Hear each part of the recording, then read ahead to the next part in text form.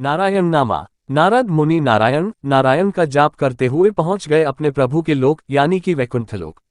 वहां शेष शैया पर भगवान विष्णु विश्राम कर रहे थे और विष्णुप्रिया भगवती लक्ष्मी चरण कमल चापन में मग्न थी।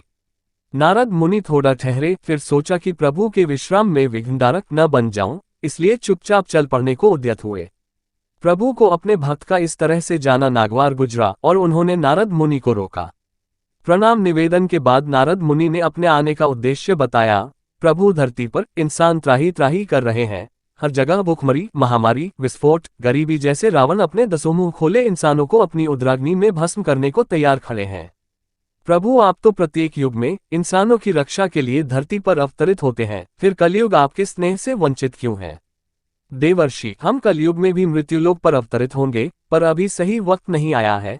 कलयुग को थोड़ा सा इंतजार और करना होगा, भगवान ने सांत्वना देते हुए कहा।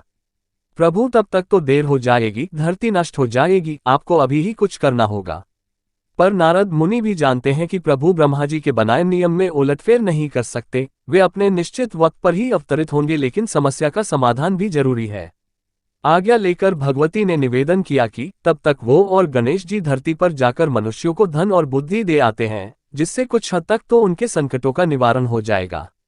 ब्रह्मा जी को भी इस प्रस्ताव पर कोई खास आपत्ति नहीं हुई, बस उन्होंने इतना भर कहा कि सब कुछ ठीक नहीं करना, क्योंकि तब प्रभु का अवतार कैसे होगा? प्रभु का अवतार नहीं होगा तो विधाता के लेख में खामी आ जाएगी, फिर मृत्युलोकवासी उनके कृति को अमित नहीं कह सकेंगे। भगवती लक्ष्मी और गणेश जी ने दीपावली के शुभ दिन को ही अवतरित होने का मन बनाया। इसी दिन वो अपने भक्तों की परेशानी को दूर करके अपने अपने धाम लौट जाएंगे। उन्होंने ऐसा विचार कर लिया। दीपावली के दिन में तो उनकी पूजा हुई नहीं, वो आए और लौट गए। लोग एक दूसरे से मिलने में, अपने अपने तोहफों को अच्छा बताकर दूसरों के तोहफे घटिया बतलाने में व्यस्त थे और इसी में रस पा रहे थे। दोनों अपना समूह बनाकर लौट गए। नारद जी ने उन्हें बताया कि पूजा तो रात को होती है, इसलिए आप दोनों रात को ही जावें। रात गए वे दोनों धरती लोक पर उतरने को तैयार हुए, पर ये क्या, बाहर से ही वायुमंडल प्रदूषित हो चुका था, सांस लेने में काफी तकलीफ हो रही थी। आकाश मार्ग धूल धुएं से अटा पड़ा था। जैसे तैसे बहुत मुश्किल से उन्होंने यात्रा जारी रखी और वो डर भी रहे थे कि जाने धरती निवासियों पर किस दानव ने आक्रमण कर दिया होगा। खैर, जैसे जैसे वो निकट पहुंचते गए परेशानी बढ़ती गई। अब तो आग के गोलों से भी सामना करना पड़ रहा था। कानों को फोड़ती आवाजें, आगे के गोले, दम निकालता धुआं। एक बारगी तो उन्हें महसूस हुआ कि पृथ्वी पर 5वां विश्वयुद्ध छिड़ चुका है।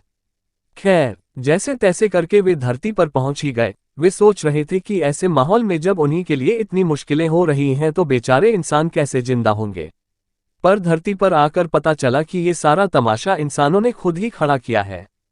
हद तो तब हो गई जब मस्ती के नाम पर एक बच्चे ने गणेश जी और लक्ष्मी जी के ठीक सामने बम फोड़ दिया और हंसने लगा। पर इनकी तो सिट्टी पिट्टी गुम हो चुकी थी, पर वे क्या करते? आखिर हैं तो ये बच्चे ही। बच्चों के साथ बड़े भी उनका उपहास उड़ाने से ना चूके। ये सब देखकर दोनों का मन अत्यंत ही दुखी हुआ और वे अपने धाम लौट गए। भगवान विष्णु से दोनों ने मिलकर कहा कि प्रभु, आप धरती पर अवतरित मत होइएगा, क्योंकि इस बार इंसान का दुश्मन कोई दानव नहीं, वे खुद हैं। भला जो खुद जलना चाहे तो उसे कोई कब तक बचा सकता है? और उन्होंने पूरा वृतांत कह सुनाया। त्रिदेव भी इस वृतांत को सुनकर अपनी बनाई इस सृष्टि की करतूतों से शर्मसार हुए और नारद मुनि तो इतने व्यथित हुए कि कुछ देर तक वो नारायण जाप करना भी भूल गए। और भी कहानी सुनने के लिए वीडियो को लाइक करें, चैनल को सब्सक्राइब करें।